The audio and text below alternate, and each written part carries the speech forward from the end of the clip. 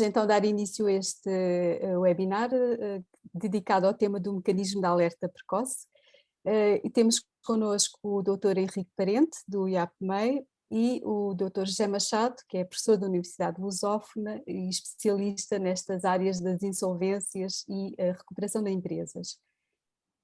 A lógica do mecanismo de alerta precoce, enfim, todos sabemos, é que quanto mais cedo as empresas conseguirem detectar as suas dificuldades financeiras e tomar medidas adequadas, mais elevada será a probabilidade de evitar uma insolvência ou pelo menos de conseguir que o processo de liquidação seja mais eficiente. A ideia é esmiuçar este tema, perceber como é que funciona, que implicações é que tem para as várias partes envolvidas. E eu começava pelo Dr. Henrique Parente, que nós não conseguimos ver, mas que conseguimos ouvir certamente muito bem e que nos consegue também ver. E começava por lhe pedir um ponto de situação, porque o mecanismo foi criado por um diploma de abril de 2019. E pronto, eu gostava de perceber se efetivamente já chegou ao terreno, quando é que chega, se este mês de dezembro, este final de ano, como prevê a lei, não é? As empresas em dificuldades vão já começar a receber ou não estes mecanismos de alerta precoce. Dr. Henrique Parente.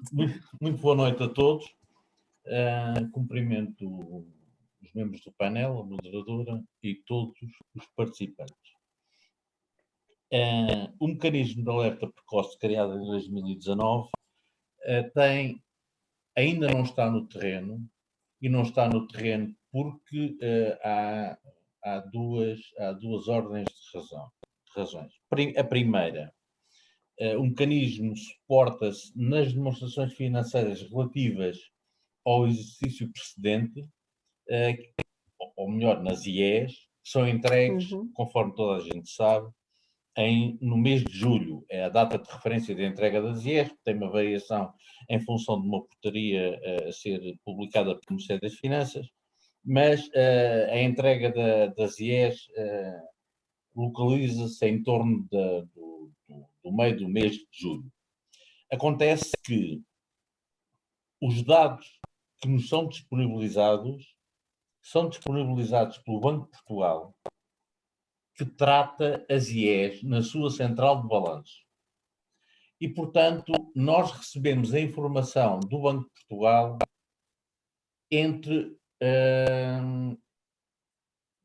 finais de novembro, na segunda quinzena de novembro, na melhor das hipóteses. Portanto, a informação que nós reportamos tem um delay relativamente aos factos que a geraram, com 11 ou 12 meses de delay, e relativamente ao dado da disponibilização da informação, 5 ou 6 meses. Primeiro facto. Segundo facto, aconteceu a Covid, e se em 2019 um mecanismo foi criado e foram definidos todos os critérios técnicos, foi testado, o instrumento está mais que testado, digamos, não houve oportunidade de lançar o MAP relativamente ao ano 2000, ao exercício de 2019, e depois a ocorrência do Covid tirou a oportunidade ao lançamento do MAP. Esperemos, recebemos os dados do Banco de Portugal ontem, estamos à espera da autorização política para que o MAP seja lançado no princípio de 22.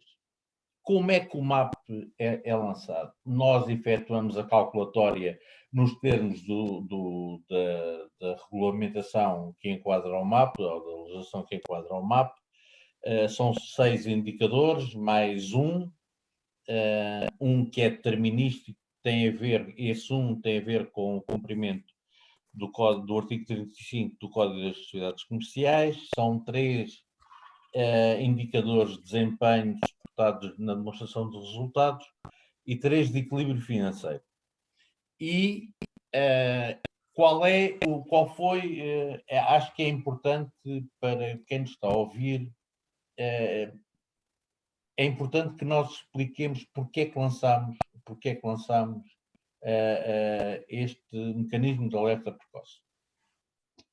Nós tratamos ou lidamos com a reestruturação de empresas e com os instrumentos.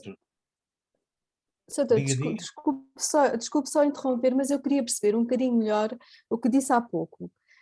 Quando disse que vai ser lançado no início de 2022, isto Sim. significa que as empresas só receberão estes alertas precoces no final de 2022, é isso? Não, Ou é no ao longo início. do ano? Como é? É a nossa expectativa lançá-lo logo no início de 22, em Portanto, janeiro. quando diz lançar, é que os mecanismos É sejam, é que os disponibilizado os dados alertas cheguem às empresas. em janeiro de 22. Ok. Isso significa, porque o processo é o seguinte, os dados relativos às sociedades não financeiras já nos chegaram, nós temos que os tratar em termos da calculatória. E como é que a informação chega às empresas?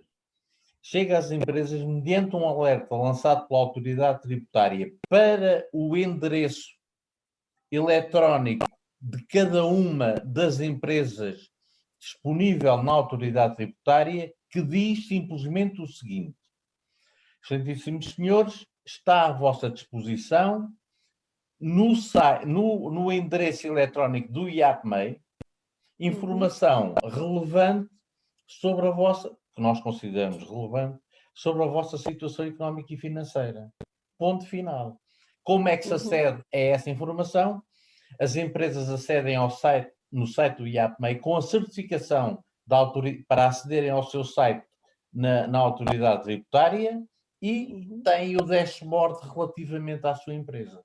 É tão somente isto que se faz. Essa informação não sendo editável, é imprimível pelas empresas e só elas têm acesso a essa informação. Nem nós temos. Portanto, o fisco não tem aqui nenhuma informação adicional, é isso A autoridade tributária que não quer tem sublinhar. nenhum papel que não seja o veículo de comunicação dizendo que está disponível no site do IAPMEI. Não mais que isso. Ok. Muito bem. Dr. José Machado, queria colocar-lhe aqui agora uma questão, na sequência do que temos estado aqui a ouvir, para os administradores e gestores, que enfim são os destinatários destes alertas precoces e que os irão começar a receber no início de janeiro, como foi dito aqui pelo Dr. Henrique Em janeiro. Essa é a nossa expectativa. Peço desculpa. É a vossa expectativa. Muito bem.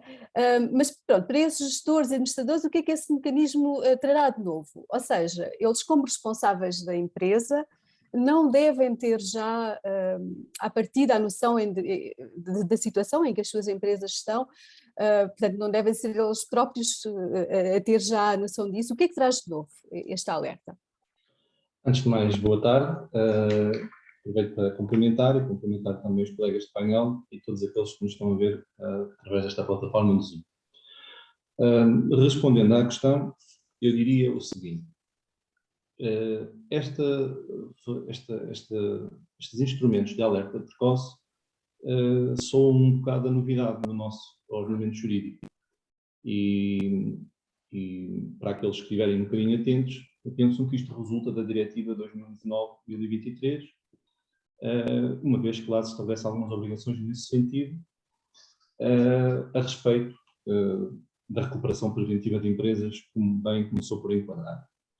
A questão é que, e sem me demorar muito nisto, mas posso voltar mais adiante, existem outros ordenamentos jurídicos onde esta experiência já está consolidada há mais de 30 anos. Refiro-me nomeadamente ao ordenamento jurídico francês, onde já existem estruturas, instituições responsáveis por emitir alertas, por dar aconselhamento às empresas e, portanto, onde estes mecanismos de alerta já estão bastante consolidados. Por outro lado, estes mecanismos de alerta são já uma prática em muitas empresas, nomeadamente aquelas com capital aberto ao investimento público e, em particular, no setor bancário, onde existe uma necessidade de antecipar cenários de crise. Para além disso, existe também já estes mecanismos, têm origem também, ou também se refletem no âmbito das próprias crises dos Estados.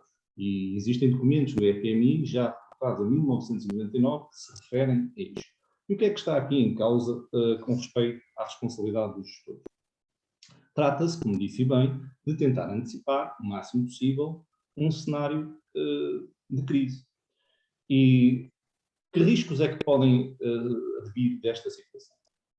É que, ao criar-se um mecanismo público, enfim, pelo menos promovido através do IAPMEI, com estas entidades do Banco de Portugal, com a Autoridade Tributária e outras entidades, e entidades bancárias, pode dar-se a ideia de que, ok, cria-se um mecanismo destes, que emite uma alerta anualmente, e está cumprido o dever de os gestores, no fundo, tentarem antecipar a crise.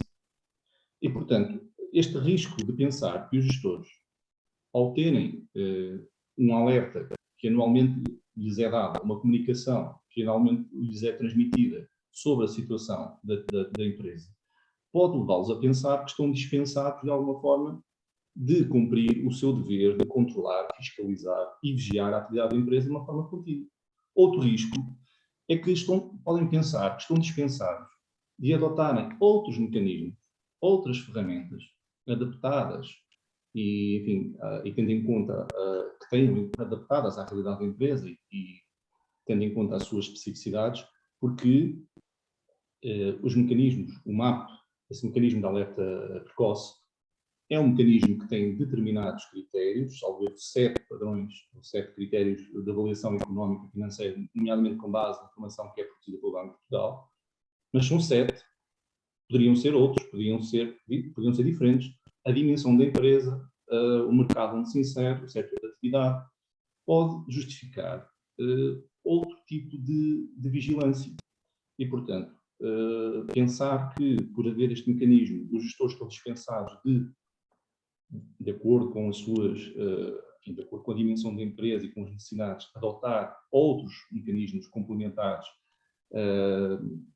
portanto, é um risco que existe e, portanto, convém alertar para isso.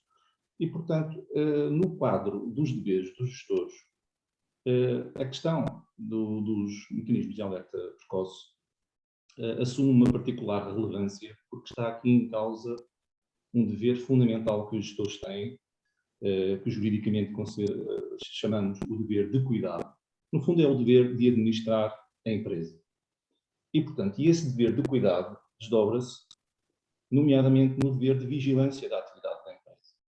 E, portanto, quando falamos na necessidade de adotar mecanismos de alerta precoce, realmente temos que perceber como funciona a responsabilidade civil dos gestores, que deveres recaem sobre esses gestores, e só assim poderemos, de facto, perceber que estes mecanismos de alerta precoce não dispensam os gestores de continuarem a adotar mecanismos adequados.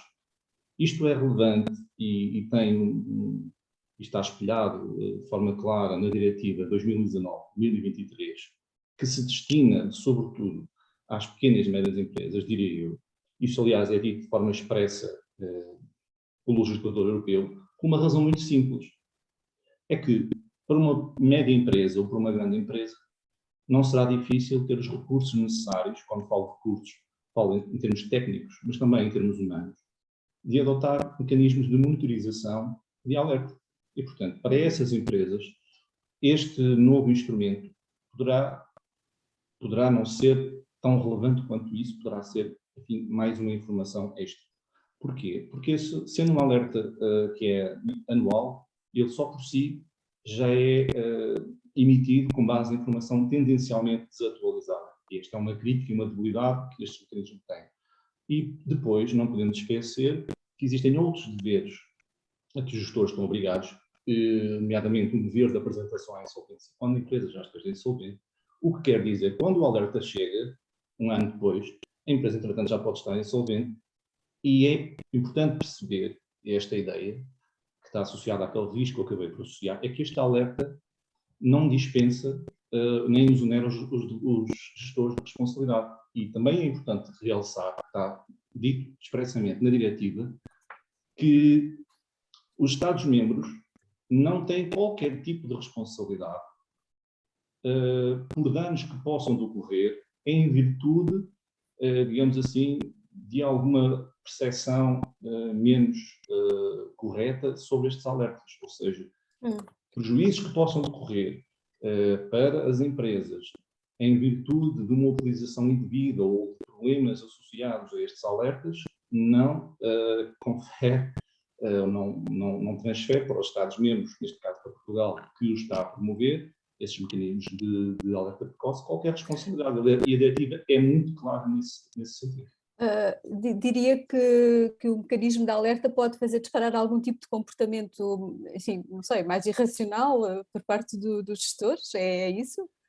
Eu diria que, pensando no panorama das empresas portuguesas, composto maioritariamente por pequenas e médias empresas, e sobretudo, e acentuando mais o panorama das pequenas empresas, das micro e pequenas empresas, e não falo, quando falo em pequenas empresas, não falo só em função dos funcionários, mas as empresas realmente que têm um volume de faturação reduzido, que não têm, enfim, meios suficientes ou necessários para comportar este tipo de sistemas de alerta precoce e, portanto, para eles será, de facto, uma mais-valia, mas a sensação que pode dar ao empresário comum é que o Estado é que tem a obrigação de criar estes mecanismos de alerta.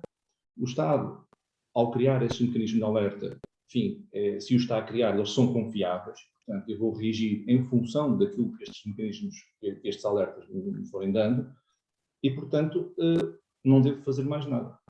É óbvio que é melhor ter um mecanismo de alerta precoce do que não ter nenhum.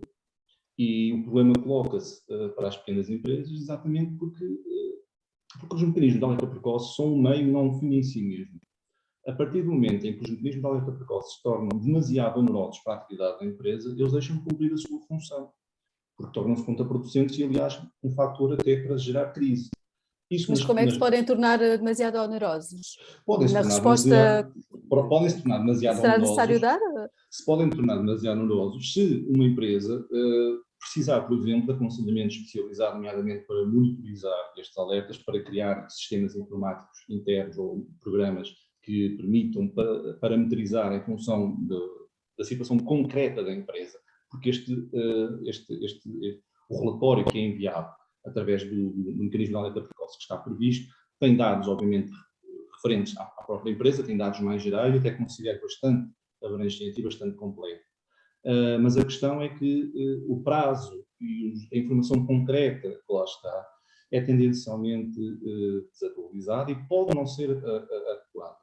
E a questão o risco que se levanta, indo em contra a sua questão, é exatamente este, é criar uma sensação de segurança, ou, como diria a nossa ministra, numa falsa segurança de que este alerta precoce está a ser dado em tempo, e na verdade pode não estar, ou seja, pode ficar aqui um problema de termos um mecanismo que na verdade pode induzir em erro e levar ao incumprimento de outras obrigações específicas, já me referi ao dever da apresentação à insolvência e outras, nomeadamente o dever de convocação da Assembleia Geral quando existe uma perda de metade de capital, que também está previsto no artigo 35 do Código das Sociedades Comerciais, e, portanto, a mensagem que importa passar, e que eu, se tiver a oportunidade, gostaria de aprofundar ainda mais no âmbito da responsabilidade civil dos gestores, tem que ver com esta necessidade de perceber que isto é uma ferramenta auxiliar, não é um fim em si mesmo, nem exonera os gestores de responsabilidade.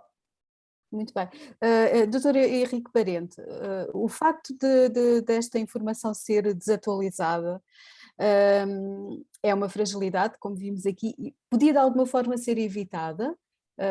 Haveria outra forma de conseguir a informação que permitisse que não fosse tão desatualizada? Porque de facto temos aqui um ano, e praticamente, não é? Num ano muita coisa acontece na vida de uma empresa. Pode afundar ou pode estar, enfim... Como é que isto se poderia evitar? Antes de responder à sua pergunta, e ela é relativamente fácil de responder, há aqui algum conjunto de observações que eu gostaria de fazer relativamente à intervenção do professor José Gonçalves. Sim. A primeira das quais, este mecanismo não decorreu de forma nenhuma da diretiva da diretiva que recentemente está em perspectiva de transposição para a legislação nacional. Nós temos no IAPMEI uma história de acompanhamento destes processos de reestruturação de empresas que já vem de há cerca de 22 anos. E detectámos fragilidades bastante acentuadas nas empresas que se apresentam a qualquer que seja a plataforma de reestruturação, seja ela judicial, seja ela extrajudicial. O caso do PEC, do CIREV e também no RER. O que é que acontece? Em 2015, quando a primeira alteração do CIREV, nós definimos um mecanismo de alerta precoce que está disponível no site do IAPMEI. É um sistema aberto de acesso absolutamente livre a qualquer empresa, a que só ela tem acesso também aos dados e aos resultados. O que é que tem esse autodiagnóstico financeiro? A partir do carregamento do balanço e da demonstração, é sempre com base nas demonstrações financeiras históricas, gera a partir de 23 indicadores e depois 6 indicadores cruzados. E depois gera também numa lógica binária, ou quase binária, gera um conjunto de observações. O que é que acontece? Este é um mecanismo único, dirigido a toda e qualquer empresa, independentemente do setor e da dimensão. Desde uma sociedade aberta até à microempresa, o modelo é o mesmo. Independentemente de estar no setor das tecnológicas ou na agricultura. O MAP, por sua vez, faz a segmentação da análise em função da dimensão micros, PMEs e small mid cap por um lado e subdivide por 17 setores de atividade cada um destas subdivisões, segmentações dimensionais. Portanto, tem uma especificação muito maior, porque vale a pena comparar, enquadrar no setor, mas comparando aquilo que é comparável, não é comparando aquilo que não é comparável. Eu só posso comparar uma empresa de energia com empresas que operam no setor energético, não com empresas que operam no setor da pesca. E, portanto, o MAP é uma evolução relativamente a esse mecanismo de alerta precoce, que por acaso foi consultado por cerca de 2.000 empresas. Exato. Essas 2.000 empresas foi em que período? Em 4 anos e meio. Ok.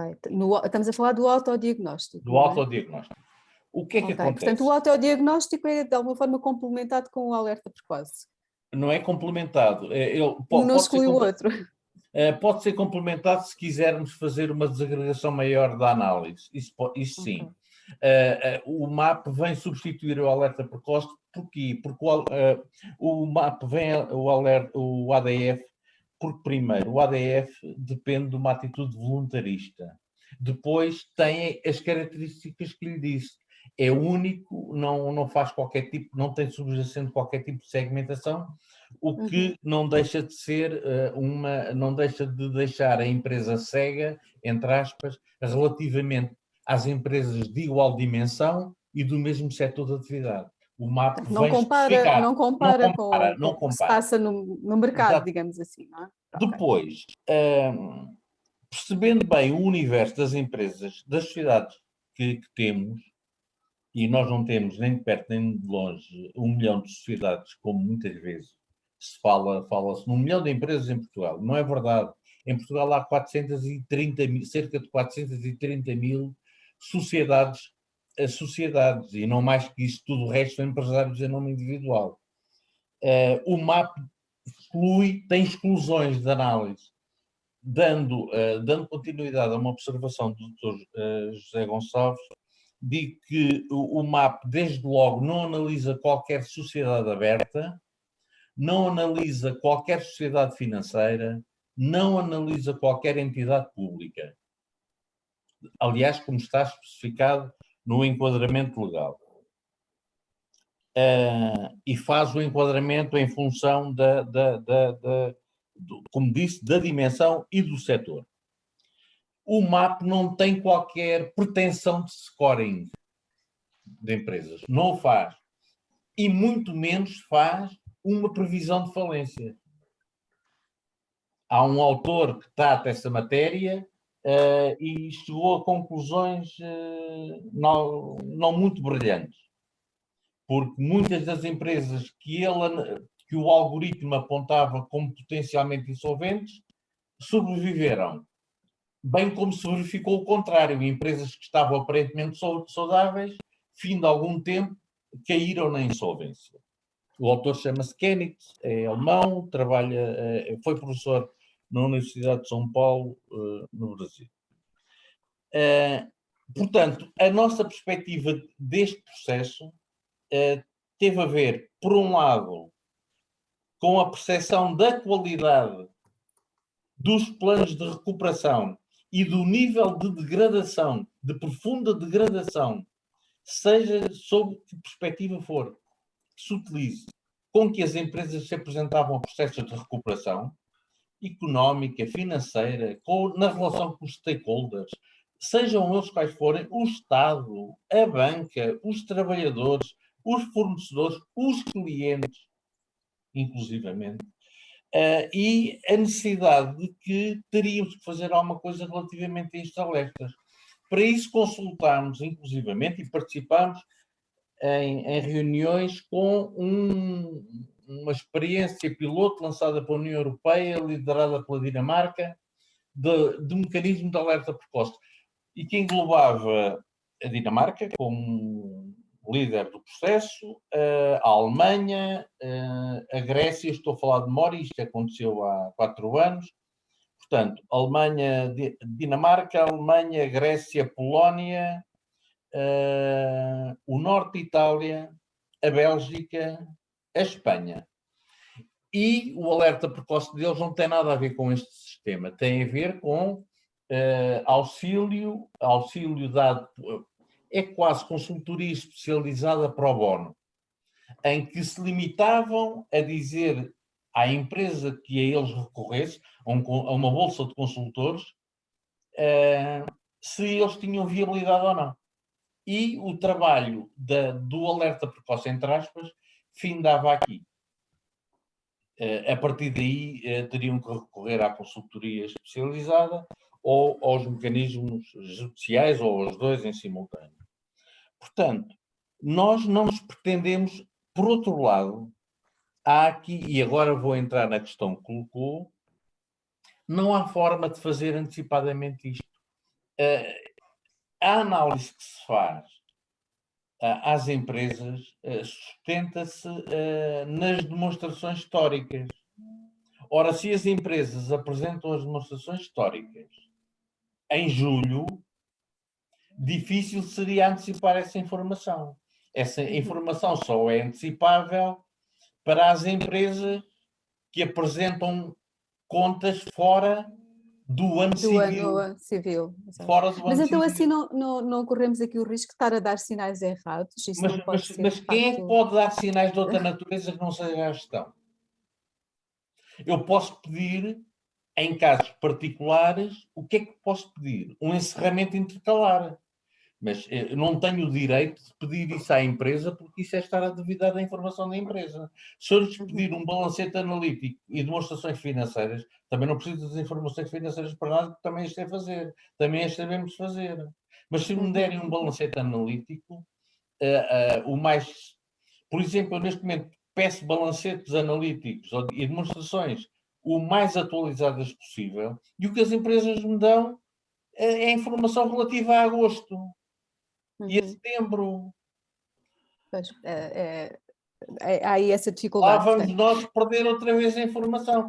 Nós não conseguimos estar up to date, em tempo real, com a informação, a não ser a gestão. Nós não nos pretendemos substituir aos deveres de gestão. Nem pouco mais ou menos. Não temos esse direito, nem o pretendemos, nem de perto nem de longe. Não temos capacidade de coisíssima nenhuma.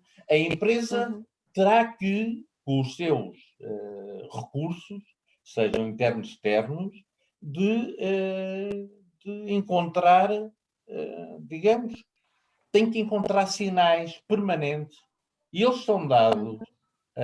Quem está à frente das empresas encontra permanentemente sinais da ocorrência de coisas menos simpáticas. E deverá saber que destino dar ao alerta precoce que receba, não é? Nós pretendemos fazer é tão somente. Há uma coisa que eu não disse relativamente ao MAP. O MAP expressa dados relativamente aos últimos 3 anos, aos últimos 3 exercícios. Sendo que o enquadramento setorial e dimensional só se verifica no último ano. Tudo o resto são indicadores puros e duros. Mas que permite identificar uma tendência de comportamento, de desempenho da empresa. E também os indicadores são, por exemplo, endividamento, que mais? Por exemplo, autonomia financeira, liquidez geral,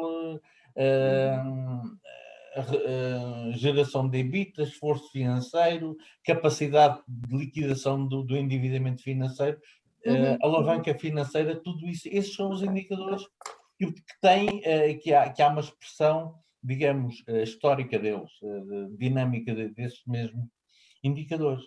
Agora, não pretendemos, nem podíamos sequer substituir-nos à gestão da empresa.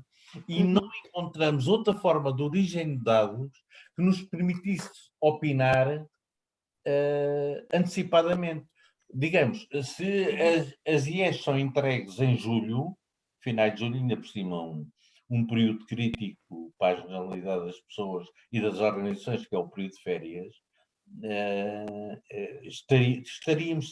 estamos sempre condicionados, e é uma condicionante fortíssima, pelo momento em que os dados são disponibilizados. Nós sabemos que depois, entretanto, podem ter ocorrido alterações, mas enfim, são as circunstâncias. O Dr. José Machado quer voltar ao tema da responsabilidade dos gestores, Sim. Mas deixe-me só fazer mais uma perguntinha rápida ao Dr. Henrique Parente, e que tem a ver com o seguinte: neste momento há uma lei que está à espera de ser promulgada pelo Sr. Presidente da República, que transpõe a diretiva, portanto abarca um enorme conjunto de situações, mas também tem lá uma alteração no que respeita ao mecanismo de alerta precoce. E que aquilo que me pareceu, não sei se estará certo ou errado, é que vem alargá-lo a um maior número de empresas, inclusivamente às sociedades abertas. É assim ou não? Vamos lá ver. Relativamente a esta transposição, faz-me alguma confusão, e assumo o que estou a dizer sem qualquer tipo de problema. Eu tenho as maiores dúvidas, porque certezas não existem, porque se aprende em estatística que o acontecimento impossível não existe, mas eu tenho as maiores dúvidas sobre esta transposição.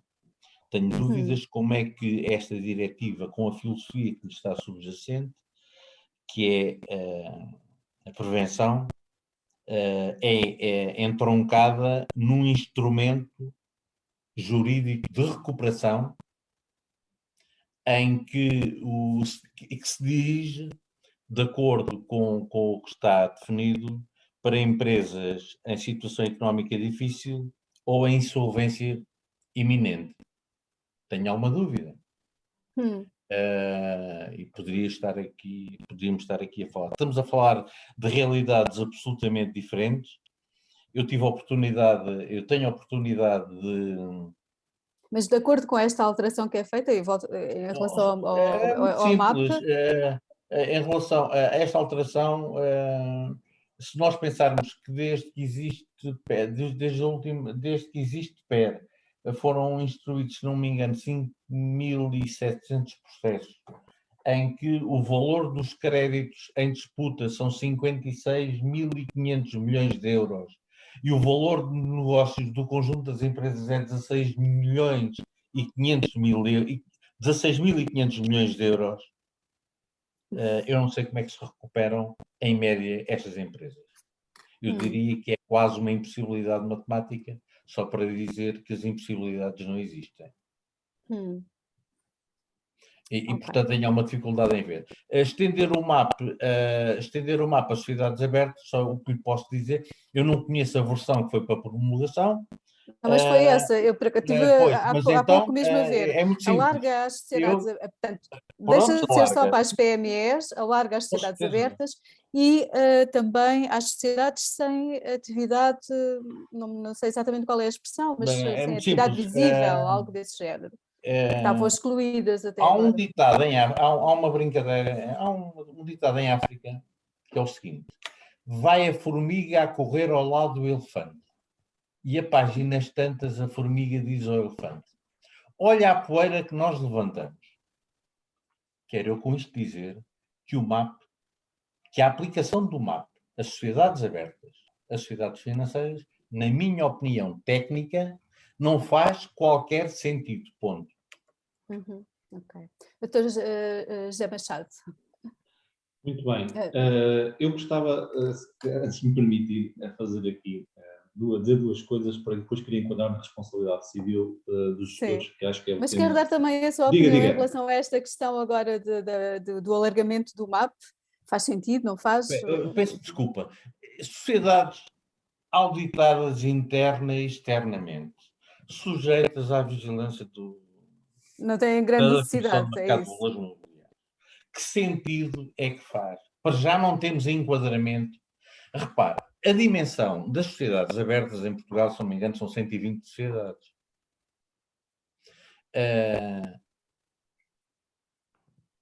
As 1.200 não PMEs, doutor, eu peço imensa desculpa, as 1.200 já vai há algum tempo. Ou 1.300 não PMEs existentes em Portugal não têm relevância estatística para que nós possamos depois fazer o enquadramento. Portanto, vai haver aí essa dificuldade prática por parte do IAP para além do na mais. análise dos E dados. depois, desculpe, quero dizer, que sentido fará fazer um alerta precoce com base em 7 indicadores para empresas com esses meios, com essas naturezas, sujeitas a esse escrutínio? Isto enfim, não, tecnicamente não estou em absoluto desacordo. Ponto. Doutor José Machado, mas é a diretiva desculpa. que o prevê ou não? Não faz mal. Eu gostava de dizer duas coisas.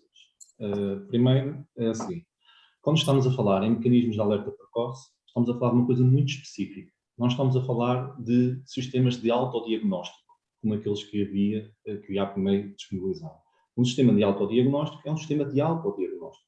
Um sistema de alerta que pressupõe a colaboração de outras entidades que fazem despertar o alerta e que o transmitem ao seu destinatário é uma coisa diferente. Sistemas de autodiagnóstico já existem e as próprias empresas implementam e o IAPMEI disponibilizou um. Agora, o que estamos aqui a falar, e que é o tema deste webinar, são os mecanismos de alerta. E, portanto, esses mecanismos de alerta precoce foram agora, enfim, não vou falar sobre o nosso ordenamento jurídico, sobre aquilo que está para entrar, já está previsto desde 2019, porque o meu ilustre colega já falou profundamente sobre isso. O que eu queria distinguir era também, para além dos métodos de autodiagnóstico e os mecanismos de alerta precoce, existe outra coisa muito importante, que a diretiva também o prevê, que é a consultoria nesta parte. E porquê que eu falei na diretiva? Porque estamos a falar, e o tema penso que também é esse, a responsabilidade dos gestores associado a isto. E a diretiva, apesar de ser de 2019, os trabalhos que no âmbito europeu relativamente a isto, também já têm mais de 20 anos. Aquilo que para nós pode parecer novo, no âmbito europeu, estudos que foram feitos, nomeadamente pela London School of Economics e outras escolas que o fizeram, já têm anos. E já existe uma resolução de 2014 e uma proposta diretiva de 2016, que aliás é bastante clara e em alguns pontos até era mais expansiva nesta matéria, associa de forma clara a adoção de instrumentos de alerta precoce e a responsabilidade civil dos gestores. E falo de uma forma clara, nomeadamente no considerando 70 da diretiva. Volto a dizer, diretiva 2019-1023. E sobre esta matéria, eu apenas posso falar do ponto de vista jurídico, porque em termos económicos e matemáticos não posso falar, não é a minha área. E em termos jurídicos, levantam-se aqui, de facto, questões muito importantes no que diz respeito à responsabilidade civil dos gestores. Porque na própria diretiva diz que os Estados-membros devem transpor portanto, a diretiva e o seu espírito e as normas que nelas estão previstas, em termos substanciais, de forma a assegurar que os tribunais possam responsabilizar civilmente os gestores pela violação dos deveres que esta diretiva lhes atribui. E aqui assume uma especial relevância o artigo 19 da diretiva. E eu gostava de focar isto, porque é um aspecto que é muito importante. Se quem nos estiver a ouvir for jurista, compreenderá. Quem não for jurista também irá compreender e procurarei fazê-lo de uma forma muito clara. Que é, nós temos basicamente dois modelos de responsabilidade civil dos gestores, no âmbito da pré-insolvência ou das crises da empresa, que normalmente podem resultar numa situação mais grave na própria insolvência. Temos um modelo tipicamente alemão, que foi copiado pelo nosso legislador Ulcker em 2004, que é o atual CIR, mas já foi objeto de profundas transformações, mas esse modelo assenta no seguinte paradigma, que é o paradigma, digamos assim, de alguma forma punitivo, não funciona na base do incentivo, mas da punição dos gestores que, de alguma forma, pratiquem algum tipo de conduta que leve à insolvência e, portanto, aquilo que se lhes é pedido é que, havendo uma situação de insolvência, que se apresentem à insolvência. Há um dever de apresentação à insolvência. O nosso artigo 18 do Código de Insolvência continua a estabelecer esse dever de apresentação à insolvência. E, em caso de violação desse dever, o nosso artigo 186, número 3 do CIR, também prevê, conjugado com o artigo 189, também prevê a responsabilidade pessoal dos próprios administradores em caso de violação desse dever. E, portanto, estamos aqui a falar, em última análise, da possibilidade dos gestores das empresas terem que responder com o seu próprio património em caso de violação do dever de apresentação à insolvência. Este é um modelo tipicamente alemão, que empurra para um momento tardio uma reação à crise. Neste caso, a ideia é a seguinte, é que se há uma situação de insolvência, temos que iniciar um processo concursal para que os credores cooperem, e cooperem segundo os formalismos do Código de Processo de Insolvência, baseado num princípio de igualdade de credores, no fundo com o objetivo de repartir o património existente pelos credores, evitando assim que a situação se possa degradar ainda mais. Pronto, este é um modelo. Outro modelo, que é um modelo inglês, baseado no wrongful trading, é um modelo que coloca a tónica numa atuação preventiva. Aquilo que se diz não é que os gestores têm que apresentar a empresa à insolvência quando ela está insolvente, é quando os gestores prevejam ou não possam ignorar que existe uma possível situação de insolvência, eles devem adotar todos os passos necessários para evitar essa insolvência e, não sendo necessário, e não sendo possível, adotem as medidas necessárias para minimizar os prejuízos para os credores. É exatamente isto, na minha modesta opinião, e não estou sozinho neste entendimento, de que o espírito desta diretiva é exatamente o espírito que acabei de dizer que está subjacente. Então, no que é que falhou a transposição da diretiva? Não vou falar, não queria falar sobre esse aspecto em particular, porque a diretiva nem sequer transpõe este artigo 19. Eu queria só concluir mas queria concluir o meu pensamento, porque o nosso ordenamento jurídico permite, na minha modesta opinião, acolher esta perspectiva, que é o seguinte: a diretiva, de facto, acentua a adoção de medidas de conteúdo positivo, no sentido de fazer alguma coisa para prevenir a insolvência e, sendo possível, a recuperar. Mas também expressa, em vários pontos, a necessidade, se isso não for possível, deve ser liquidada o mais rapidamente possível.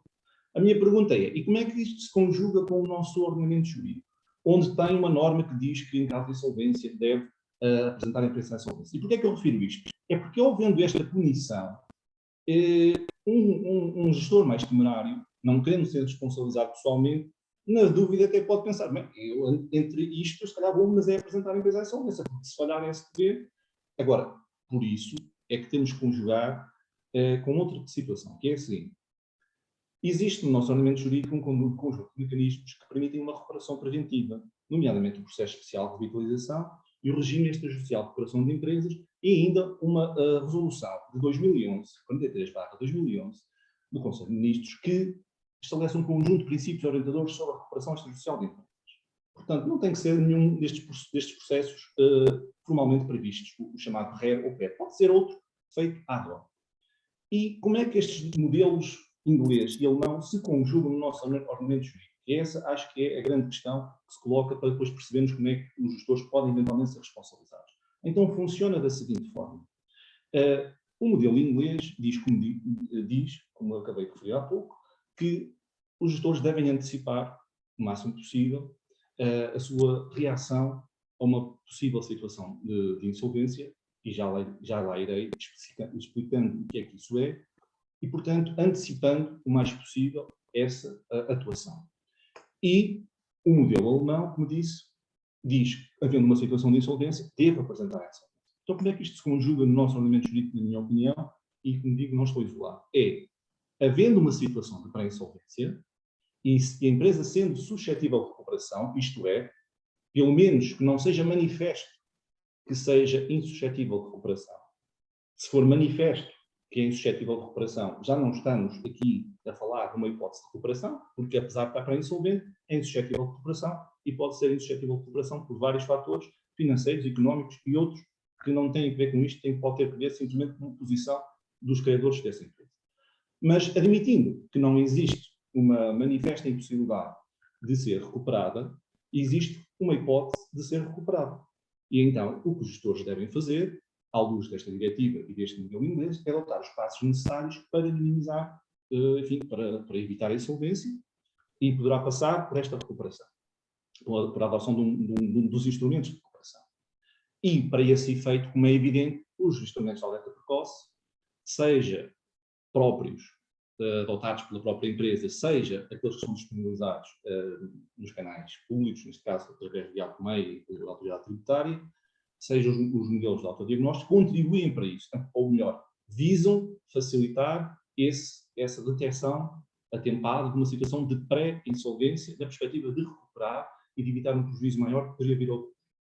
Mas, se não for possível, ou seja, se não for suscetível de recuperação, mesmo que haja uma situação de pré-insolvência, os gestores, obviamente, se não for suscetível de recuperação, a empresa, eles não devem aguardar que a empresa fique insolvente para apresentar a empresa à insolvência ou para encerrar a empresa.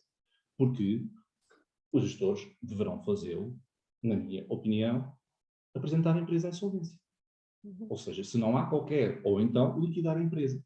E o nosso CIR também prevê isso, quando a empresa esteja numa situação próxima à insolvência e se apresenta à insolvência, para esse efeito, considera-se, equipara-se a pré-insolvência, neste caso a insolvência iminente, à insolvência. E, portanto, a nossa lei prevê a tal modelo alemão que obriga a apresentação à insolvência, mas também prevê, no artigo 64 do Código de Sociedades Comerciais, um dever de vigilância e, no fundo, um dever de cuidado que obriga a adotar medidas necessárias para manter a empresa em atividade.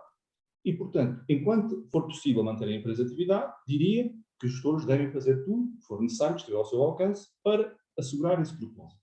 Quando assim não for, devem liquidar a empresa. E se concluir, a posteriori, que o gestor sabia e não poderia ignorar que a empresa não era suscetível de recuperação e não tiver feito nada e tiver prolongado artificialmente a continuidade da empresa e isso tiver resultado no prejuízo para os credores, ora, poderá responder perante a própria empresa e perante os credores pelo prejuízo que causou.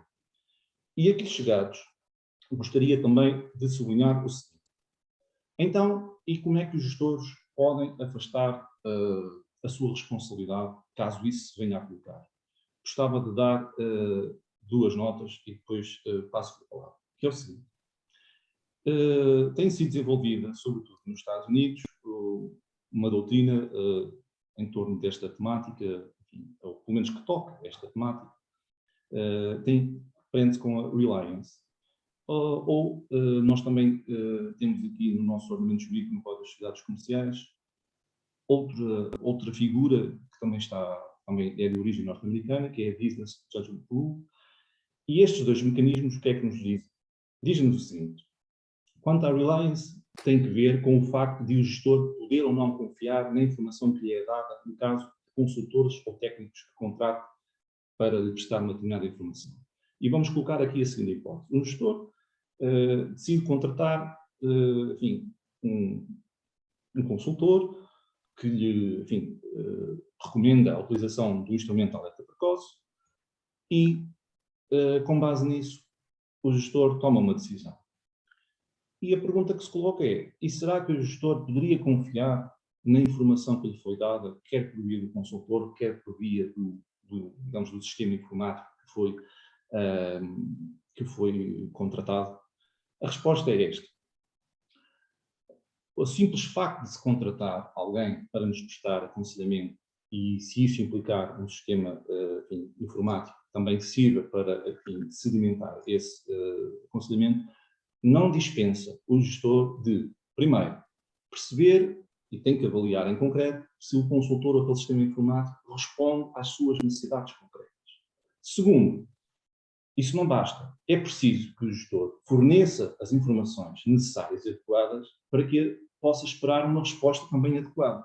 Se não o fizer, obviamente, depois não se pode defender ou, enfim, ou esconder nesta situação. Por último, e muito relevante, o gestor tem que confirmar a informação que recebeu. Tem que verificar se aquela informação é de facto está atualizada, se é adequada. E isto é relevante porquê? Porque os gestores, e aqui passo para a Business Judgment Rule, os gestores têm que tomar uma decisão devidamente informada. E não devidamente informada significa tendo em conta a recolher a informação que lhe é disponível. E para além de ser devidamente informada, a lei diz que não pode depois tomar uma decisão, enfim, para prosseguir no interesse próprio. E para além disso, tem que tomar uma decisão racional. O que é que isso significa? Significa que entre as várias possibilidades existentes, tem que ponderar aquela que é mais vantajosa. E, portanto, havendo um alerta precoce, ou seja ele qual for, ou seja, havendo informação de que a empresa está prensa, o gestor tem que perceber, bem, primeiro tem que criar, tem um dever de acompanhar a situação da empresa e isto não há volta a dar.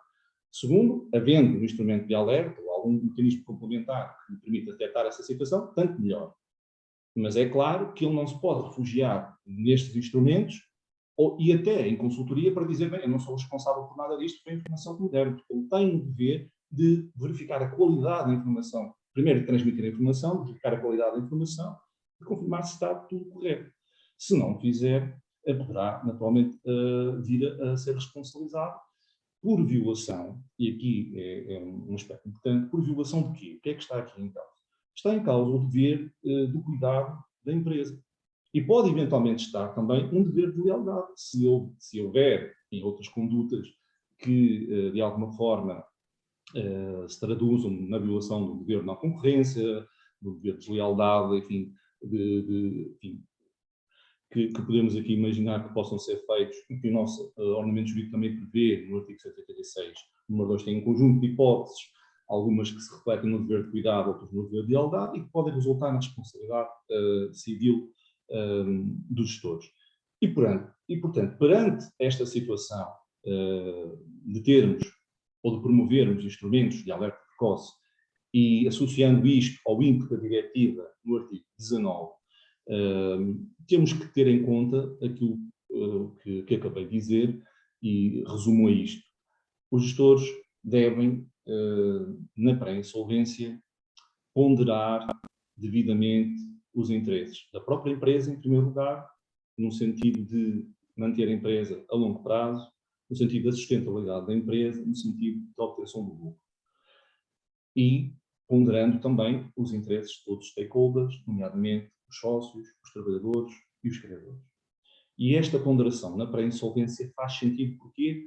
Porque os interesses destas pessoas que estão envolvidas está em risco, na iminência de ser afetado, o que se verifica com a situação de insolvência. E, portanto, nessa medida, os gestores têm que adotar um conjunto de condutas de sentido positivo, isto é, de prevenir a insolvência, de adotar mecanismos de alerta precoce, de recorrer a aconselhamento especializado e negociar, eventualmente, um acordo de recuperação, mas, paralelamente também, não adotar medidas, ou melhor, não adotar condutas de sentido negativo, ou seja, de que possam pôr em causa a sobrevivência da empresa, condutas dolosas que visem desviar de património, visem, enfim, favorecer outras partes interessadas, e por isso concluo dizendo que realmente o artigo 19 da diretiva tem um impacto muito relevante, porque congrega dois sistemas, um natureza inspirada no sistema inglês, outro inspirado no sistema alemão, que funcionam em conjunto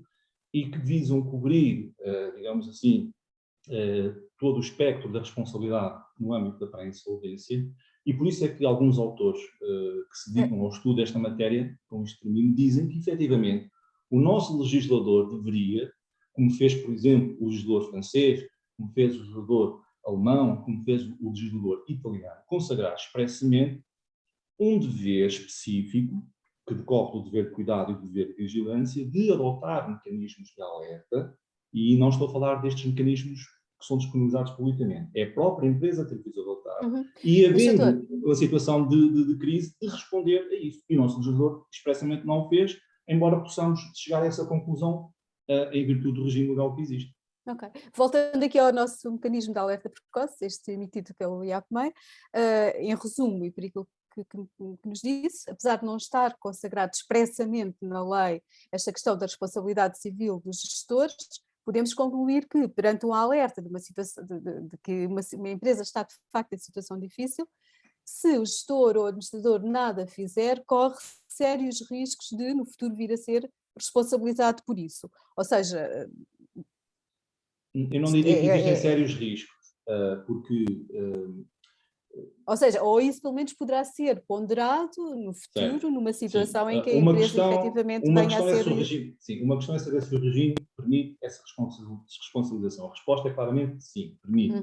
Embora, e sublinho, alguns autores, eu me incluo, defendam que devia ser consagrado um dever específico para ficar claro, para ir de encontro a este espírito da diretiva e acolher devidamente o modelo inglês. Mas gostava de dizer o seguinte: efetivamente, em termos práticos, se depois em concreto é possível passar para a efetiva responsabilização dos gestores, isso é outra matéria que tem a ver com prova, tem a ver com factos, e a experiência inglesa demonstra que efetivamente o grau de responsabilização tende a ser diminuído. Mas só quero de uma nota final dizer isto. Portanto, se estivesse consagrado expressamente, seria tudo mais fácil. É isso, não é? Mesmo assim poderia não ser, mas gostava só de dizer isto. É que este sistema, não sendo um sistema punitivo, este de matriz inglesa, ele é sobretudo um sistema que funciona com a base no incentivo. Porquê? Porque protege mais os gestores, dá-lhe mais discricionariedade, permite dar-lhe uma maior flexibilidade para que tome medidas adequadas.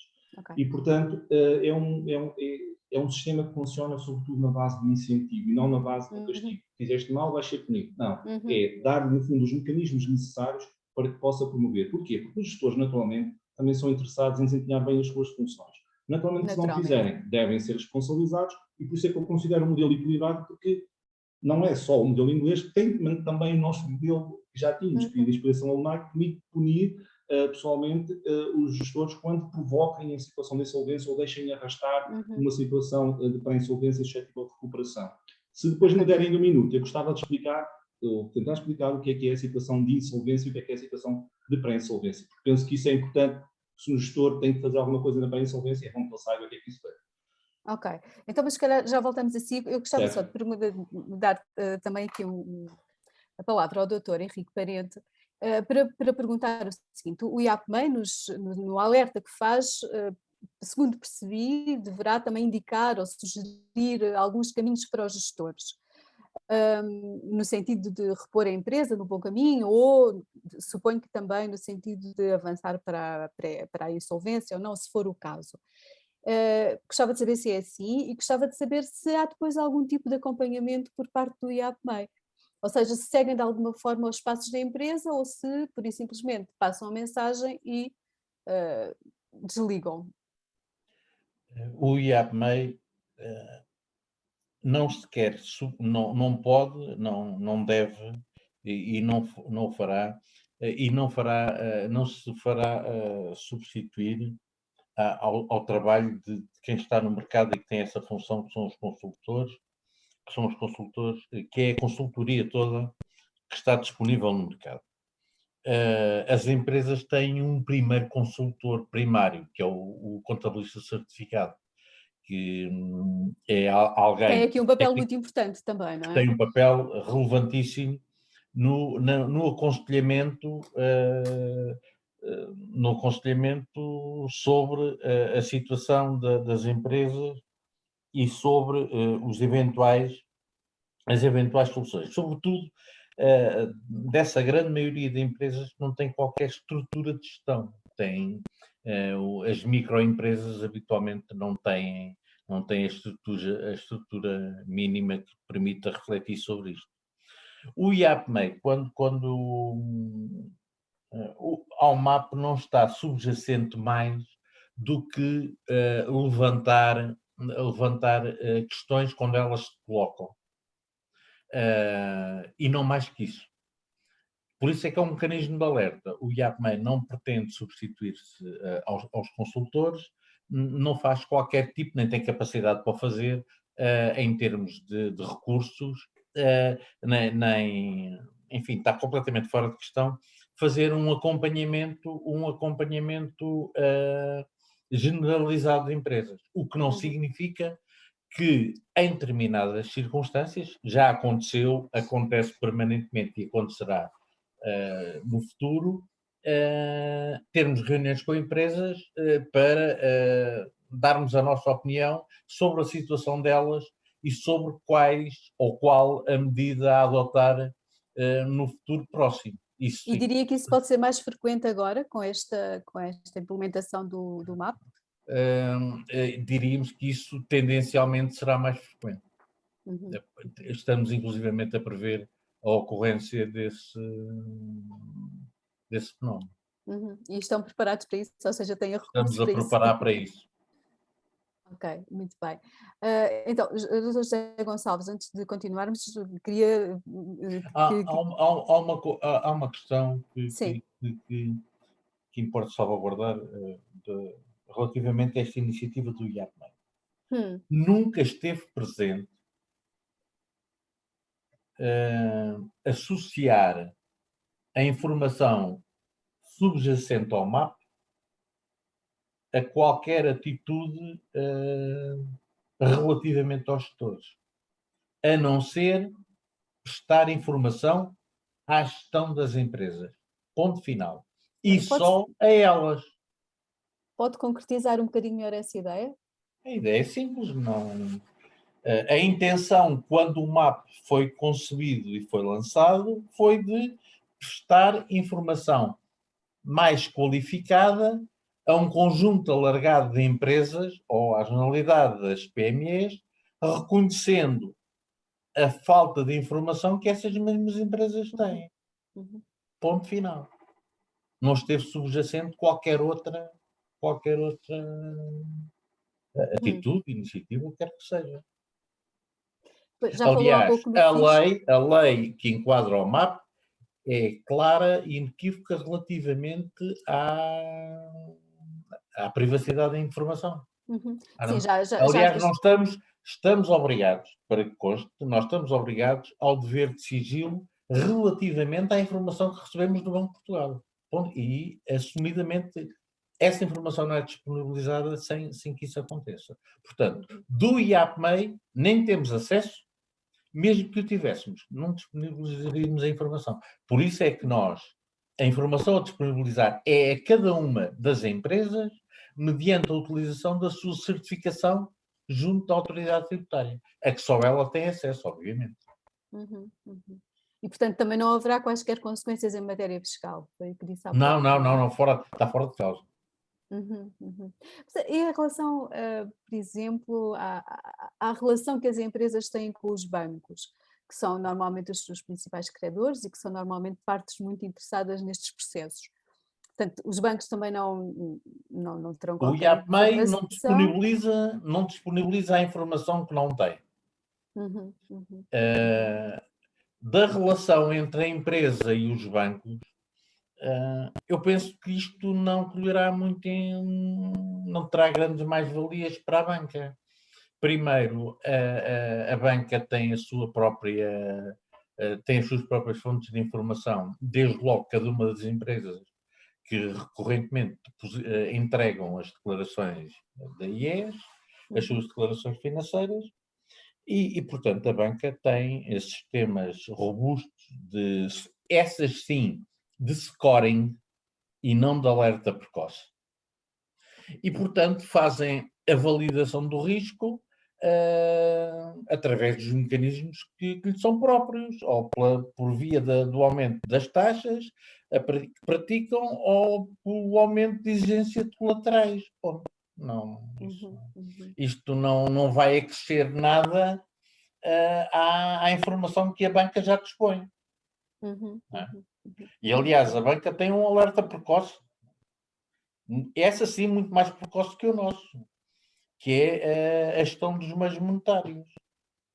A banca, toda ela incorre um incidente com um banco, todo o sistema conhece essa ocorrência passado aqui 24 horas, 12 horas, não sei. O Banco de Portugal está obrigado a comunicar essas incidências, não é? Portanto, já tem a sua própria fonte de informação, no fundo. Muito mais completa, tem um histórico que nós não temos. Aliás, nós não temos informação nenhuma. Repare, nós não temos informação nenhuma. A empresa, se quiser, quando dialogar connosco, trazer-nos a impressão do dashboard do MAP, com certeza pode fazer. É aí que nós temos informação sobre a empresa em concreto. Não, vocês têm a informação que vai com o IES. Essa informação tem, não é? Essa temos. Mas não a utilizamos. Não utilizamos. Não.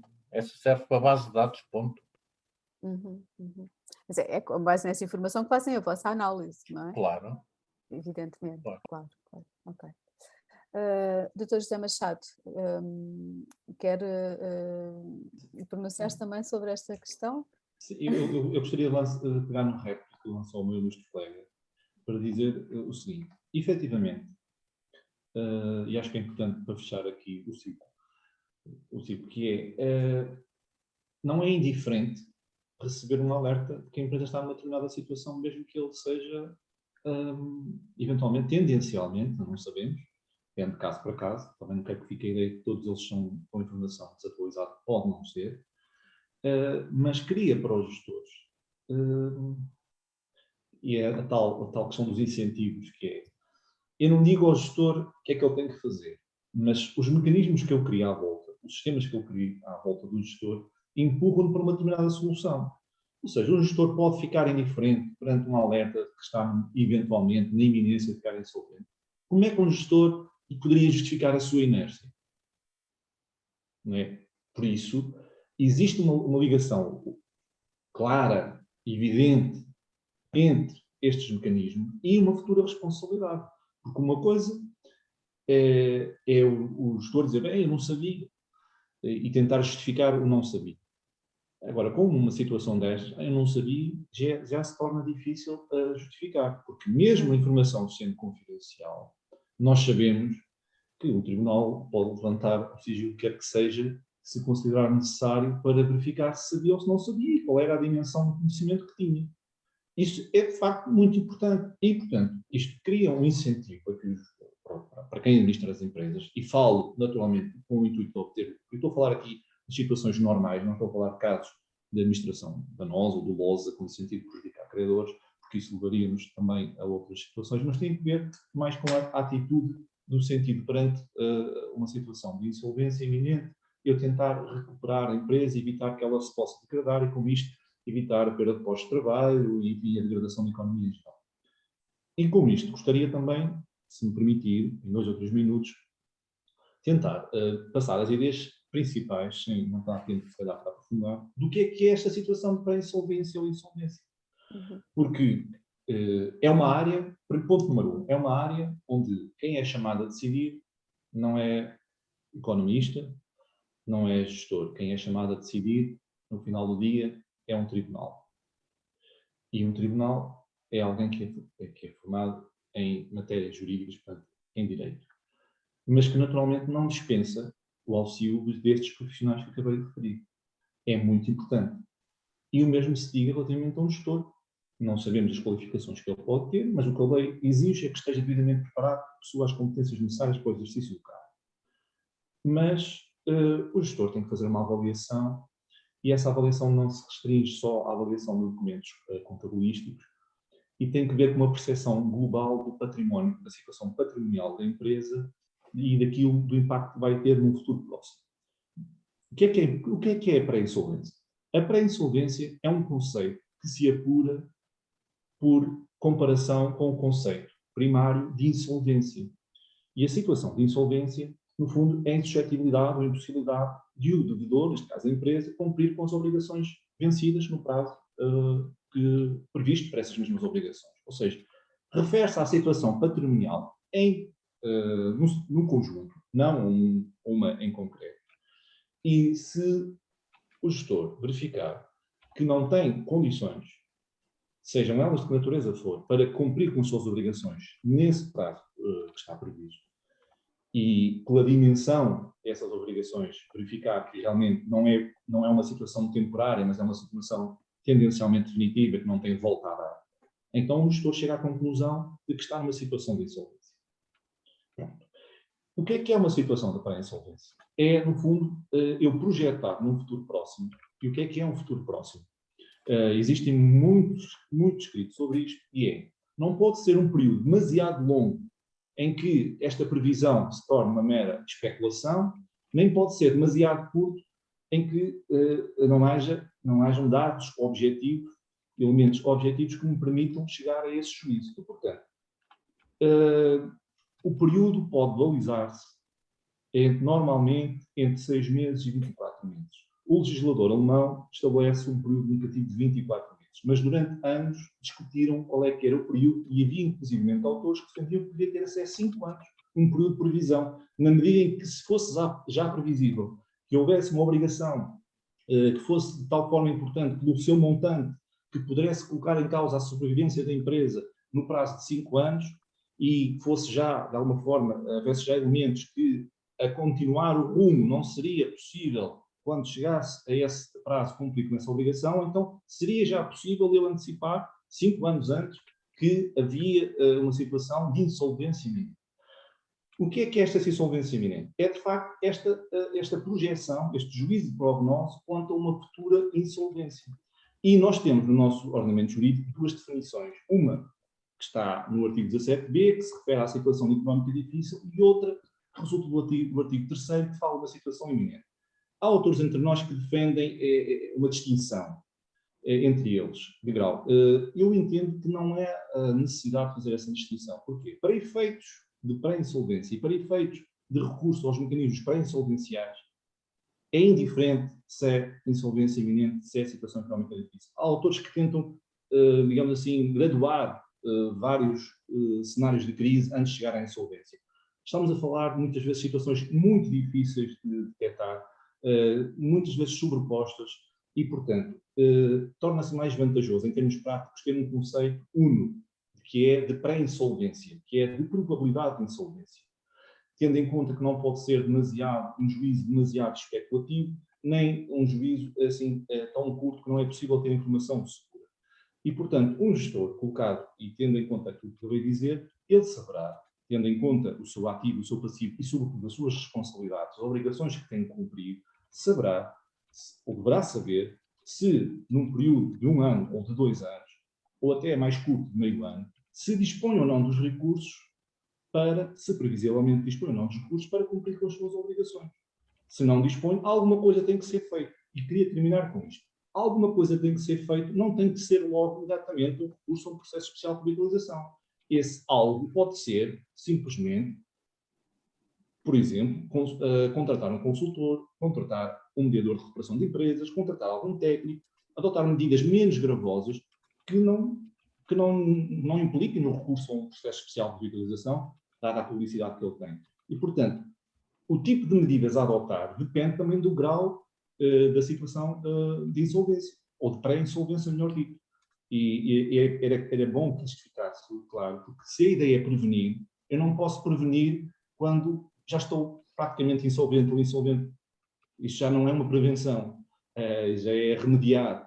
E aqui a prevenção é antecipar o mais possível. Se antecipar o mais possível, eu posso e devo fazê-lo, mesmo quando esse juízo de prognose se traduza num grau de probabilidade, por exemplo, inferior a 50%, seja de 30%, seja de 40%. Já se pode considerar minimamente razoável e, portanto, já justifica a adoção de algum tipo de medidas. E este é, na minha opinião, a melhor abordagem que se pode e deve fazer a esta perspectiva, porque vai ao encontro, e como o ilustre colega também referiu, da ideia da prevenção. Portanto, se a ideia é a prevenção, eu não posso estar a aguardar pela insolvência ou pela insolvência, enfim, pelo menos em termos materiais, para reagir. Portanto, eu devo saber que devo reagir antes portanto, devo saber que quanto mais cedo reagir, maior é a liberdade que eu tenho de adotar vários tipos de medidas. Quanto mais tarde eu reajo, o meu grau de discricionariedade, ou seja, de liberdade para tomar decisões, é tendencialmente mais curto. E no limite da insolvência, ou na dúvida forte sobre a insolvência, eu já não tenho a mesma opção, porque a lei obriga a apresentar a empresa à insolvência. A não ser que eu, entretanto, tenha recorrido a um processo especial de utilização e esse dever tenha ficado suspenso, mas em condições normais, havendo uma dúvida razoável entre a insolvência ou pré-insolvência e insolvência, coloca os gestores numa posição difícil, porque se não cumprindo o dever de apresentação à insolvência e se concluir que o recurso ao PEB foi uma mera manobra dilatória, aí a responsabilidade dos gestores é agravada, porque para além de não ter apresentado a empresa de solvência, ainda arranja um mecanismo dilatório para atrasar o processo de insolvência e isso pode trazer prejuízos e a lei também sanciona essa situação muito em concreto. E, portanto, o que eu diria, um gestor prudente, que é o gestor que a nossa lei consagra como gestor ideal, deve atuar preventivamente o mais cedo possível, não necessariamente recorrendo a instrumentos de recuperação, mas se o puder fazer, deve fazê-lo recorrendo, e volto a sublinhar, porque, enfim, também puxando aqui um bocado a brasa, não à minha sardinha, mas da associação que está a promover também isto, a Associação dos Medidores de Recuperação de Empresas, porque, no meu entender, eles têm um papel determinante, ainda por explorar, na minha opinião, neste âmbito de recuperação de empresas. Muito bem. Doutor Henrique Parente, as empresas têm agora, ou passarão a ter, de facto, um instrumento importante para que possam reagir preventivamente? Doutor Henrique? Nós não temos, peço desculpa, nós não temos a pretensão, não temos a pretensão de vir trazer de forma absoluta o conhecimento a quem não o conhece.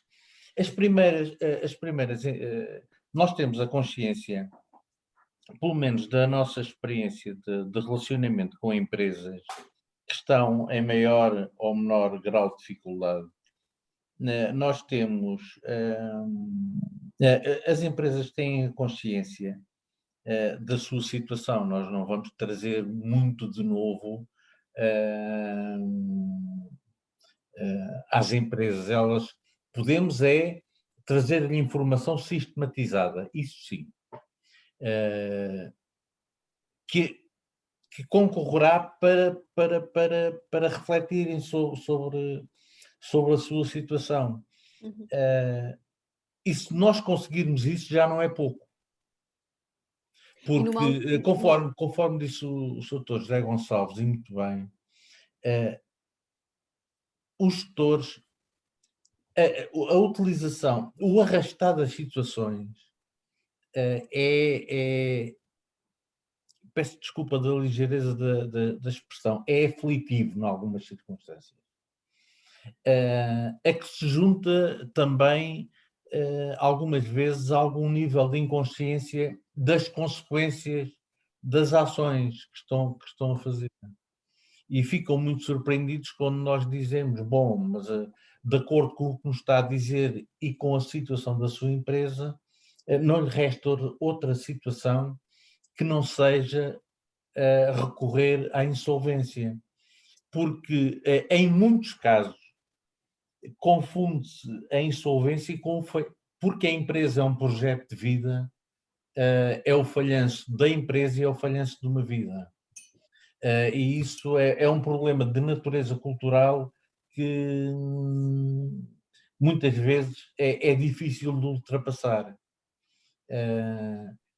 Há casos que me escuso de relatar, mas que são verdadeiramente dramáticos. Não houve aqui nenhuma intenção de praticar concorrência desleal. Houve até esforço no cumprimento, esforço que é inconsequente, um esforço de cumprir com as obrigações perante toda a gente, com a dilapidação do património pessoal a níveis, alguns casos, a níveis inconcebíveis, e o resultado não se altera. Por outro lado, nós estamos num tempo em que as alterações de circunstâncias são muito rápidas e muito violentas. E muitas vezes hoje o que está bem, amanhã não é estar menos bem, amanhã estará mal. E, portanto, quaisquer iniciativas que sejam, independentemente desta iniciativa, nós reconhecemos, não é no tempo real, e nós percebemos, mas também não podia ser de outra maneira, com base na informação de que dispomos. As empresas estão confrontadas, peço desculpa, mas as empresas estão confrontadas com situações que são verdadeiramente dramáticas, em alguns casos. Devido às consequências da quebra das linhas As moratórias, não é? O fim das moratórias não, também. moratórias, estou a falar em termos operacionais, muito antes. Nós habitualmente falamos das insolvências, as empresas apresentam-se a processos de recuperação habitualmente com um argumento. Acima de 90% dos casos, trazem problemas financeiros como causa para se apresentarem ao instrumento de recuperação. Ora, o que acontece é que elas têm profundos problemas de natureza económica. E esses raramente são abordados. Aliás, dos planos que conhecemos, planos de recuperação apresentados, abrigo seja de que instrumento for de recuperação, judicial ou extrajudicial, raramente a questão económica é abordada. É abordada a questão financeira. O que dizem é, nós precisamos de mais prazo para pagar. Ou precisamos de financiamento. Ou precisamos de financiamento e de mais prazo para pagar a dívida financeira. Raramente a questão económica é abordada. Raramente é discutida a estrutura económica da empresa. Uhum. Portanto, todos os fenómenos de natureza económica habitualmente não são abordados. E eles são a causa dos problemas fulcrais, financeiros não é que surgem mais tarde. Uhum. Portanto, muitas vezes, quando alguns sinos tocam, e o sino chama-se bolso, aquilo que está dentro do bolso é o dinheiro, já muita coisa de irreversível aconteceu. Ou de dificilmente se torna reversível.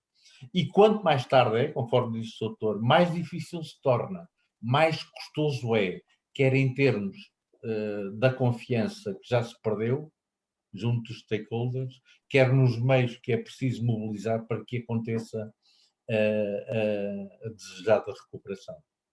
Isso é absolutamente verdade. Uhum. Muito bem. Dr. José Gonçalves Machado, não sei se quer ainda dizer mais alguma coisa. Muito rapidamente, é concordar com tudo o que o meu colega acabou de dizer e dizer o seguinte, que é, com tudo isto que refletimos, chega-se à conclusão que, de facto, os mecanismos de alerta precoce por si só não são suficientes, no sentido de dar o contributo necessário às pequenas e médias empresas, sobretudo essas, para que se possam, digamos assim, adaptar e tentar recuperar preventivamente, que certamente é o interesse delas.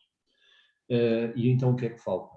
Falta um aspecto, na minha opinião, e também não estou isolado nisto, que é a parte da consultoria e aqui também com medidas de caráter público no sentido de disponibilizar não só os contabilistas, porque efetivamente o trabalho deles já é um trabalho que consome bastante, seria necessário que houvesse um sistema que verdadeiramente pudesse auxiliar as empresas nestas situações, que pudesse haver centros. Por exemplo, em França existem mais de 60 espalhados por todo o território e existem de forma já bastante consolidada mecanismos de consultoria e apoio às empresas de forma gratuita, que permitem, digamos assim, um conhecimento e uma tomada de conhecimento e uma aquisição de conhecimento, informação de como gerir as empresas. Parece-me que este é um aspecto essencial, talvez mais caro, né? Mais dispendioso, se calhar mais difícil de implementar, mas do meu ponto de vista, obviamente que isso não dispensa, nem retira trabalho a advogados, não retira trabalho a outro tipo de consultores. Estamos a falar de gabinetes, por exemplo, em França é constituído por revisores, por contabilistas, por financeiros, por ex-juízes já aposentados do Tribunal de Comércio, que fazem, em algumas situações, ou na maior parte delas, em pro bono, em forma de regime de voluntariado, que terão alguma compensação, enfim, por algumas despesas que têm, mas funciona numa perspectiva de solidariedade, numa perspectiva de cooperação. Eu não sei qual é o modelo ideal, sei que falta isto, que a diretiva o prevê, dá liberdade aos Estados-membros para o adotar, e no caso português, claramente, falta. E um dos aspectos é que, relativamente aos mediadores de recuperação de empresas, era bom, com isto concluo, que fossem verdadeiros mediadores, quando existe interesses e partes para mediar, e não fossem mediadores/consultores. Estes consultores deveriam ter um papel específico, enfim, nos termos que se poderia pensar, ainda que tivesse algum pequeno custo para a empresa, enfim, com recurso àquilo que já existe, mas deveriam ser consultores. Os mediadores deveriam ser mediadores e desempenhariam e seriam, e sei com certeza que serão chamados a desempenhar um papel importantíssimo na prevenção da insolvência e, sobretudo, na recuperação das empresas pré-insolventes e viáveis. Muito bem. Doutor Henrique, na ausência em Portugal destes centros de consultoria e apoio às empresas, de que falava aqui o Dr. José Machado, o IAPMEI não tem aqui um papel, enfim, de importância acrescida, ou seja, de apoiar as empresas, de as receber quando estão com problemas e de desapoiar? Não substitui, no fundo, a estes centros de apoio às empresas? Vamos lá ver. O IAPMEI recebe todos os dias solicitações de apoio a empresas. Nunca deixou de o fazer. Falo todos os dias para situações mais simples às situações mais complexas. E vai desde grandes empresas, raramente nos consultam, porque não precisam, as médias grandes também não, todas as restantes empresas de todas as outras categorias dimensionais surgem com muitíssima frequência, como disse, diariamente. E a nenhuma delas, e a todas elas nós damos respondemos. Seja uma resposta mais elaborada, menos elaborada, dependendo da situação, com recorrência no diálogo, seja ele escrito ou oral, presencial ou não, nós fazemos. Agora importa, dito isto, importa responder. Deixe-me só perguntar uma coisa, já agora, há aqui um dos participantes que coloca mesmo esta questão, não devia haver aqui um papel mais interventivo, não sei, dos mediadores de recuperação de empresas? Era isso que eu ia responder, ia aproveitar, é a última questão que está colocada, a todas as outras que me eram ditas. Esta questão é o seguinte, existe uma legislação que enquadra a atividade dos MEREs. E uma condição é que os MEREs são nomeados após, em função de critérios de ordem, através da ordenação por centro de atividade económica, norte, centro e sul, e em função de solicitação específica da empresa. Não é por nós livremente nomeado o MERE para Não, são as empresas que solicitam a nomeação do mediador para intermediarem um processo conducente, pode acontecer ou não, um processo de recuperação extrajudicial. E, portanto, eu não posso dar outra resposta que não seja esta. Depois, há uma outra questão. A qualificação de MRE, é bom que se diga, é ditada por um conjunto de pré-definições que estão definidas no diploma que enquadra os MREs e depois que é complementada com a frequência de um curso de mediação por uma entidade autenticada, ou melhor dito, certificada pelo Ministério da Justiça. O IAPMEI aí não tem outro papel que não seja a validação das competências curriculares do candidato e a verificação de ter cumprido essa exigência complementar de formação. Nós sabemos que, em função da análise curricular, a formação de base e complementar de muitos mediadores que estão inscritos nas listas, que neste momento são cerca de 70 mediadores. As nomeações são muito poucas. Houve 3 nomeações. Mas e porquê que há tão poucas? Tem São que as empresas que não recorrem, é isso? São as as empresas que não utilizam este instrumento? Pois, não há nenhuma nomeação pedida por empresa que não tenha sido satisfeita. Então só foram pedidas 3, é isso? Exatamente. Desde quando? Em que período? Exatamente? Desde, sei lá, no espaço de 6, 7 meses. Uhum, uhum. Agora, aquilo que nós, e eu, mais uma vez, permite-me apelar à nossa experiência nesta área. Nós provavelmente seremos a entidade que tem mais experiência em processos de recuperação de empresas. Nós e a APMEI. Uhum. E sabemos o quanto exigente é esta atividade. Do conhecimento técnico, do conhecimento das empresas, do conhecimento, quando digo de conhecimento técnico, estou a falar na perspectiva económica e na perspectiva financeira e na perspectiva contabilística, conhecimento da empresa e do setor, conhecimento e experiência de processo de diálogo com empresas e não é só processo negocial bionívoco, é multi, porque interagimos com as diferentes entidades. Eu refiro que no âmbito do RER nós não temos neste momento não temos nenhum papel a desempenhar no âmbito do RER que não seja a nomeação de mediadores. Mas refiro que nós gerimos todo o processo extrajudicial de conciliação que terminou em 2012 e de 2012 a 2018 gerimos o CIREV, o que nos colocava como plataforma de negociação, incluindo a empresa e todos os seus stakeholders, incluindo sindicatos, incluindo bancos, incluindo credores. E, portanto, sabemos a importância que teria que haver na continuidade de um papel desses, desempenhado pelo IAPMEI ou por alguém. Não estou a requerer, não estou a chamar ao IAPMEI essa função, mas era importante que houvesse. Era importante que houvesse.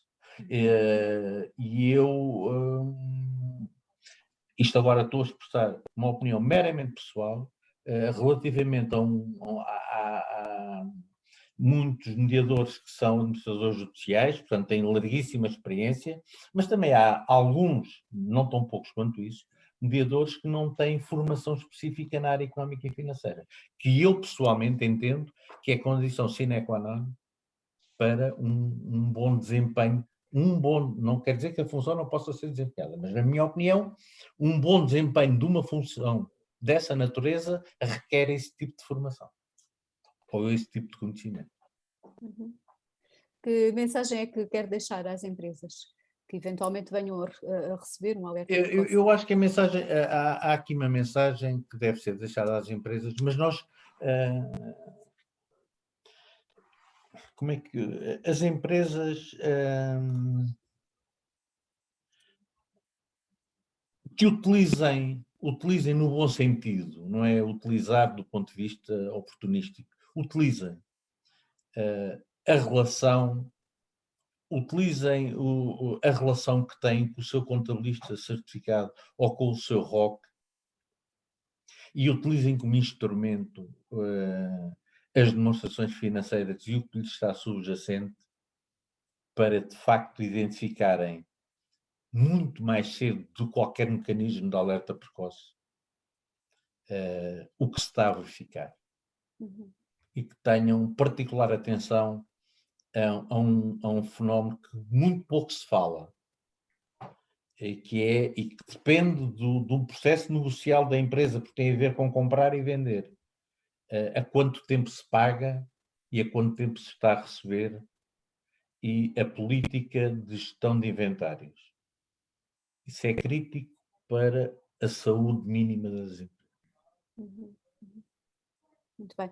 Só para terminar, em relação ainda à possibilidade das empresas recorrerem ou não ao MRE, não devia se calhar haver uma maior publicitação dessa hipótese que as empresas têm? Ou seja, só há 3, por alguma razão há de ser, ou não lhe dão qualquer, enfim, interesse, não acham que não é interessante, que não tem efeitos práticos, ou então desconhecem a existência deste mecanismo. É o seguinte, eu sei que a Associação dos Mediadores tem encetado diversas iniciativas junto, quer dos grupos parlamentares na Assembleia da República, quer junto dos membros do Governo, relativamente, e penso que essa temática é abordada. Uhum. Eu não estou na situação, agora neste momento, de lhe dizer qual é a minha opinião sobre o assunto. Nem lhe vou expressar. Tenho opinião. Há uma lacuna séria na economia portuguesa entre as empresas e a área de consultoria. A área de consultoria dirige-se, não está vocacionada para, penso eu, que na sua generalidade não está vocacionada para se dirigir a um segmento de mercado de reduzida dimensão empresarial. Há aqui alguma dificuldade de casamento, de encaixe na relação daquilo que era necessário e da oferta para resolver determinado tipo de problemas, mas enfim, é o país que temos, as empresas são o que são, e o mercado da consultoria é o que é. Relativamente ao papel dos MREs, por aquilo que eu conheço que acontece noutros países, que são experiências semelhantes à que foi descrita pelo Sr. Doutor relativamente ao mercado francês, designadamente na Dinamarca, sei que a coisa funciona bem. E é um mecanismo muito semelhante ao que funciona em França. Penso que esse mecanismo, conforme disse no início, está estendido a outros países. Penso é que não pode ser, não se pode ficar numa lógica de hands-off, ou seja, quem participar, há processos nos quais a participação tem que ir mais além, tem que se meter as mãos na massa. E isso só um determinado nível de consultoria é que o faz. Ou melhor, é que o poderá fazer com resultados positivos. Muito bem. Dr. José Machado, uma última mensagem às empresas. Portanto, uma última mensagem para as empresas tem a ver com isto. Os instrumentos de alerta precoce e a responsabilidade civil dos gestores vêm colocar a lume, vêm colocar no debate a necessidade de as pequenas e médias empresas serem apoiadas, é sobretudo para essas que isso se dirige. Os instrumentos de alerta precoce ou os instrumentos de autodiagnóstico e também a consultoria são importantes. O modelo das grandes empresas funciona assim e, portanto, para as pequenas empresas devemos, tanto quanto possível, disponibilizar um modelo semelhante, tanto quanto possível.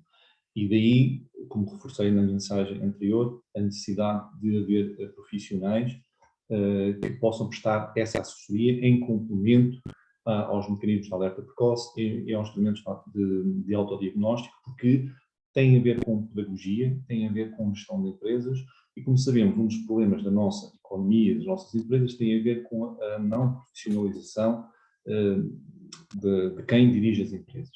Gostaria, por último, porque foi uma pergunta que me foi colocada e não poderei deixar de responder em duas, muito rapidamente, que tem a ver com o seguinte.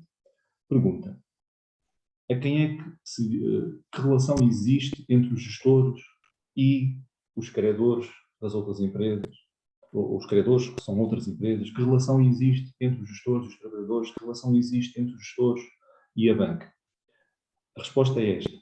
Em princípio, a regra é que os deveres que os gestores têm, nomeadamente de cuidado e de lealdade que é não perseguir interesses próprios ou de terceiros, interesses de indivíduos, só existe para com a empresa, ou seja, o gestor tem uma relação contratual para com a empresa, é a empresa a quem ele deve o cuidado e a quem ele deve lealdade.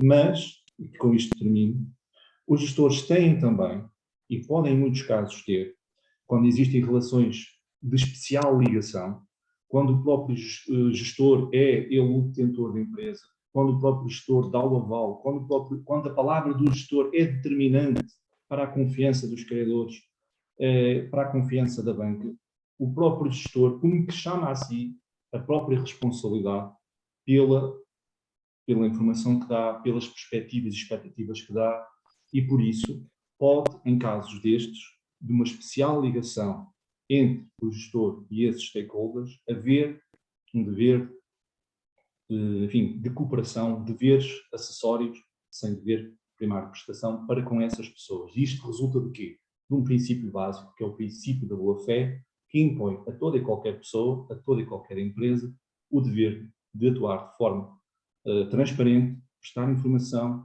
e cooperar para com todos aqueles com quem se cruza na atividade empresarial. E, portanto, resumindo,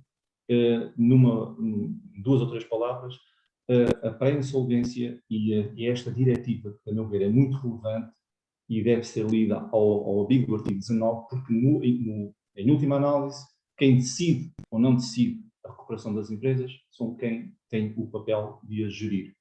E, portanto, os gestores têm um papel central, insubstituível, nesta matéria. E por isso, e como existe um interesse público em recuperar empresas viáveis, então cabe ao Estado cumprir com o seu papel e facultar-lhes vários instrumentos, onde se incluem os instrumentos de alerta precoce, onde se incluem os medidores de recuperação de empresa e também consultoria, que penso que é fundamental para se complementar tudo o que é necessário para o nosso tecido empresarial. Ok, muito bem. Eu creio que com esta resposta do Dr. José Machado, um dos nossos participantes, creio que estão mais ou menos todas respondidas as questões que foram colocadas aqui pela audiência. E posto isto, diria que fomos a praticamente todos os pontos importantes desta temática. Talvez fosse interessante daqui a uns meses voltarmos a conversar novamente e fazer um balanço, ver como é que está a funcionar no terreno este mecanismo, como é que as empresas estão a reagir a ele, já o IAPMEI certamente há de ter uma visão disso e talvez nos possa falar sobre isso daqui a alguns meses. Dr. Henrique Machado, Henrique Parente, desculpe, concorda? Sempre disponível, absolutamente Muito bem. disponível para essas iniciativas. Muito bem. E sendo assim, dava por terminado este nosso encontro. Agradeço aos dois